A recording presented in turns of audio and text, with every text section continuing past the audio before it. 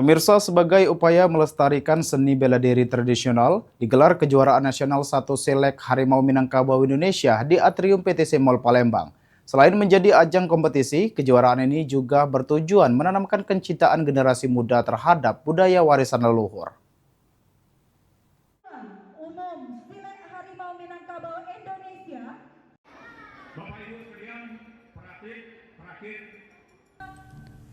Ratusan pesilat dari berbagai daerah mengikuti kejuaraan nasional 1 Selek Harimau Minangkabau Indonesia yang berlangsung di Atrium PTC Mall Palembang.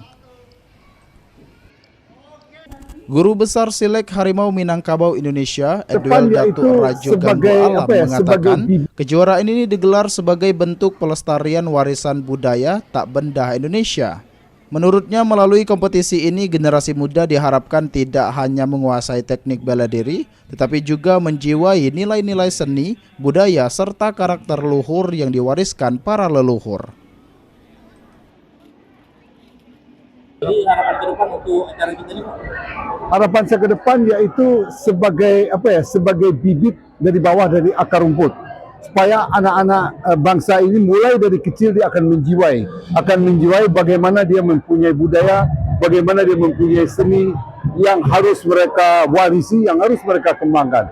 Dan ini adalah milik kita sebagai milik anak bangsa, sebagai warisan budaya, juga budaya tak benda. Sementara itu, salah satu peserta kategori anak-anak, Arsa El-Hoda, yang merupakan peraih juara 2 Inorga Fornas ke-8 tahun 2025 di Nusa Tenggara Barat, mengaku optimis meraih prestasi kejuaraan kali ini. Arsa akan menampilkan kemampuan terbaik di hadapan Dewan Juri dan menargetkan mampu meraih gelar juara pertama. Persiapannya itu latihan